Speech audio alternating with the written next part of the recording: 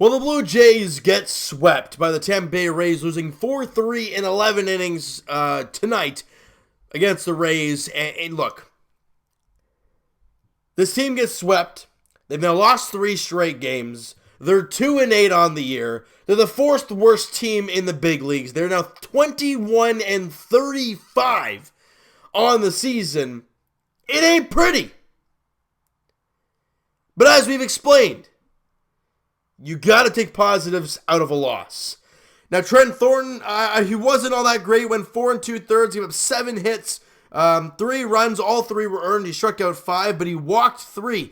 And we talked about it in the last video about Trent Thornton's last outing against the Rays. Look, I guess it wasn't as bad as this, but still not the greatest outing from Trent. His ERA jumps 11 points, I think it is, to 4.53. But it didn't start all bad for the Toronto Blue Jays today. In the very first inning, off of Blake Snell, Eric Sogard gets on to lead off the ball game. Then Lourdes Gurriel Jr. comes up and gets a curveball, kind of a hanging curveball, more or less low, more middle in, I guess, to Gurriel, and he gets barrel to ball, and he hits it deep to left field, and it's gone. His 4th home run in 6 games. And the Jays lead 2-0 over Blake Snell. But that evaporated pretty darn quickly because in the bottom of the 3rd inning, an RBI single from Avisail Garcia brings home 1. Then the bottom of the 5th inning, Brandon Lau gets an RBI double, scoring 2. And just like that, that 2-0 lead is now a 3-2 game in the bottom of the 5th. But we go to the top of the 8th inning, Jays down a run, and things, Justin Smoke, the veteran on this team, they bring in Alvarado to start off the inning, obviously the 8th inning guy. And Lourdes Gurriel Jr. gets red hot and gets another single today to center field. Then on a wild pitch, he moves up to second. The Jays have a guy at second, nobody out, you're in a 1-run ball game. You have to find a way to either tie this thing or take the lead. Then, after that, Justin Smoke singles to right field. Gurriel Jr. comes in to score, and like that, we're tied at 3.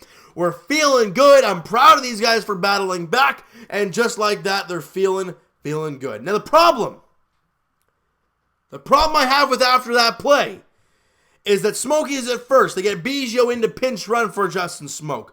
Rowdy Tellez walks. Randall Grichuk walks. You guys can do the math. The bases are now loaded with nobody out in a 3-3 ball game in the 8th. Freddie Galvis grounds into a double play. They go to the catcher to where is it here? So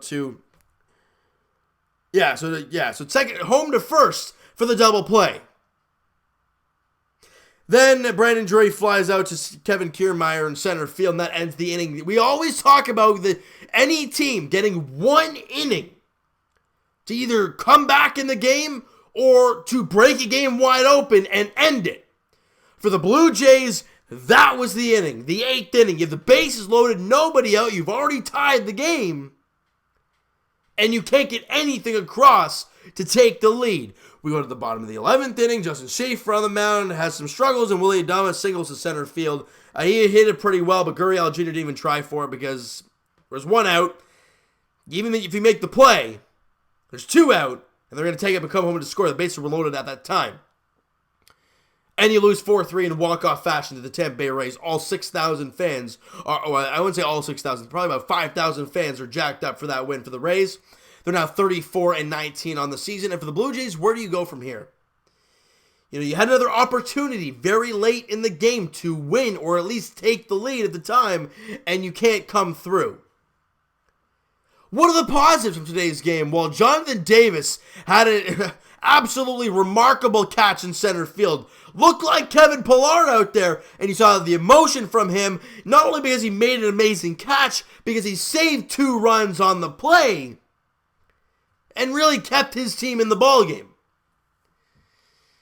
Now, offensively, the Jays did have 10 hits. They weren't awful. Eric Sogard went 2 for 6 at the top of the lineup. Gurriel Jr. went 2 for 6, obviously with the home run, scored a couple runs and had a couple RBIs. He's now hitting 270 on the season, is Gurriel. Smokey continues to swing the bat very well lately. He was 2 for 4 with an RBI in the game. Rowdy Tellez 1 for 4. He also walked in the game. Galvis 1 for 5. Brandon Drury 2 for 5 in the game. Danny Jansen 0 for 3, but he did walk a couple times. And Jonathan Davis 1 for 2 with a strikeout. And Vladdy comes off the bench to pinch hit. He goes 1 for 3. Strikes out twice, though.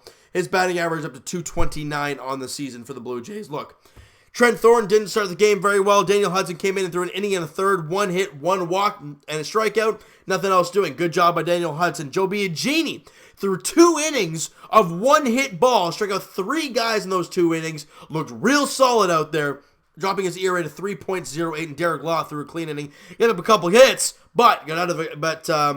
Went through a clean inning. Good job there for him. And then Justin Schaefer, obviously, in the inning in the third that he went into, gave it 3 hits, 1 run. He walked 4 guys.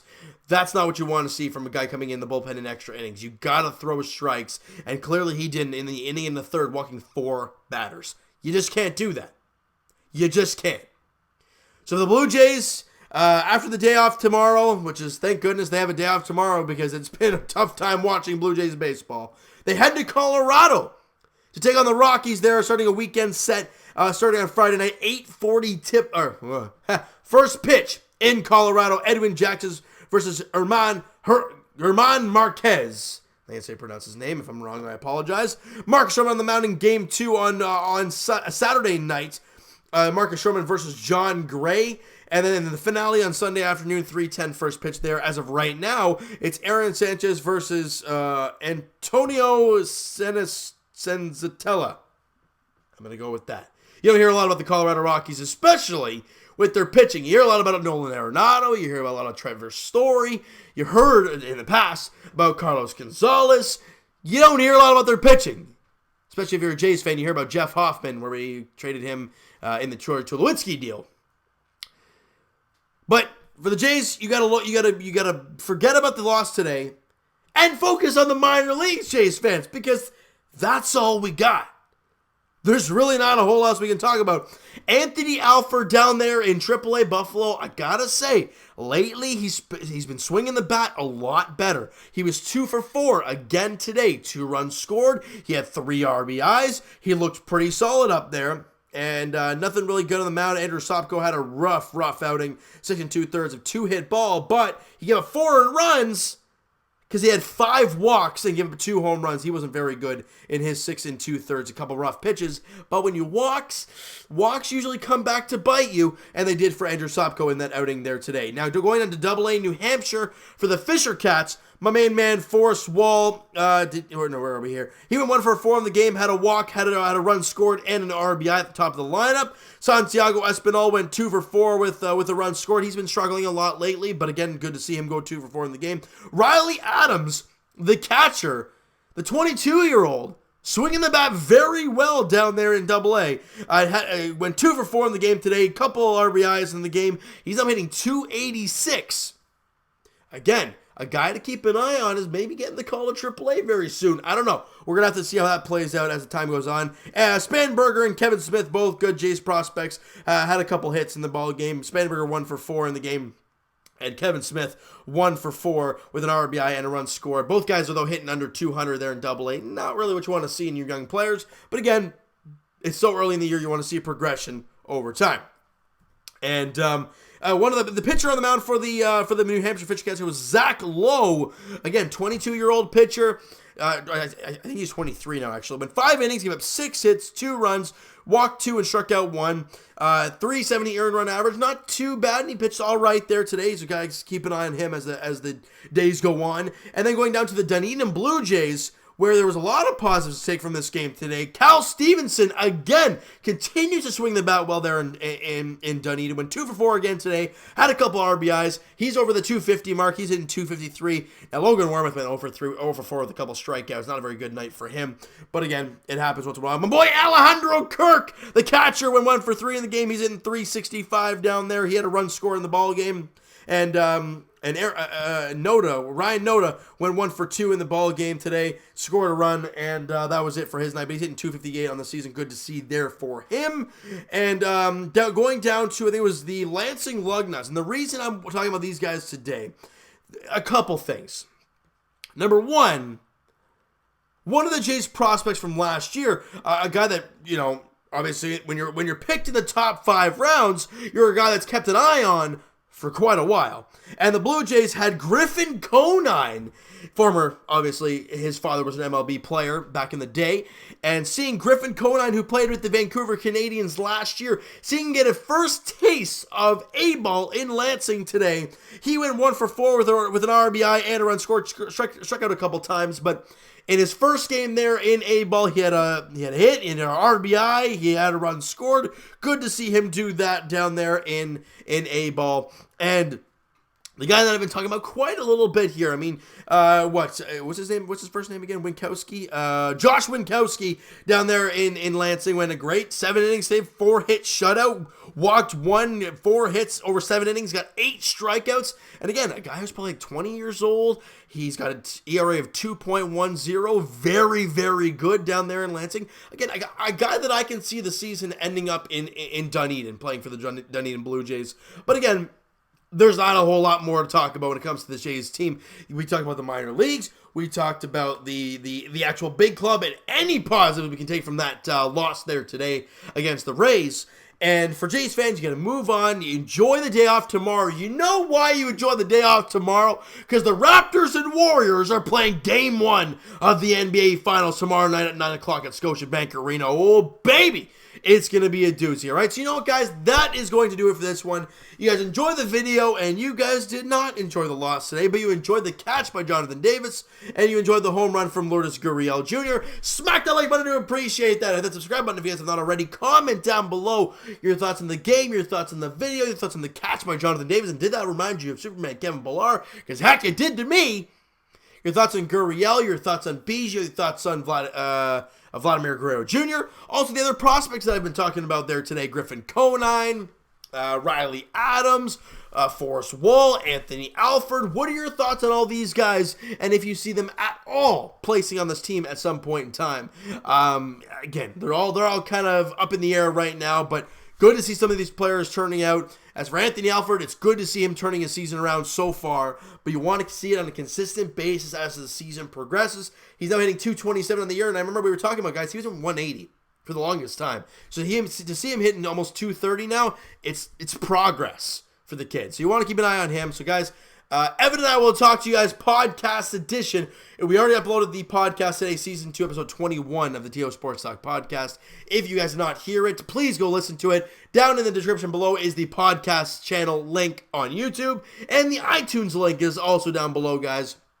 Go check that out. Show all the love you guys can to the YouTube channel and the iTunes stuff on iTunes there. Twitter is also down below, guys. Follow up, send me a DM, do all that great stuff. I don't know why I said that again, but you know what? It's just to kind of let you guys know that Twitter is there.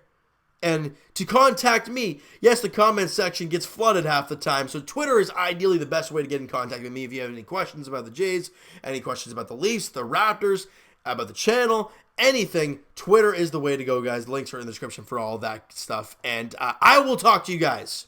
Actually, Mo Buckets on Twitter, Blue Jays Wave on Instagram. The main man, I forgot to mention on the podcast today. I know he's probably watching this, and I apologize, my main man, for forgetting that. Evan and I were in a rush. He had to get to work, and it was all craziness going on there today. But I apologize, buddy. I'm going to give you the shout out here, though. Check out Mo Buckets on Twitter, Blue Jays Wave on Instagram.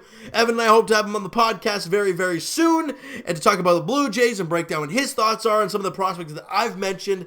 And I really want to get his opinion on a lot of these young players and what he sees with this Jays team moving forward. Now, he actually had a question for the podcast, so we'll get to that in next week's podcast. And I will talk to you guys, Raptors edition, Game 1, NBA Finals, tomorrow night. Raptors, Warriors, 9 p.m. tip-off, Scotiabank Arena, Game 1 of the NBA Finals. Raptor fans, 4 wins.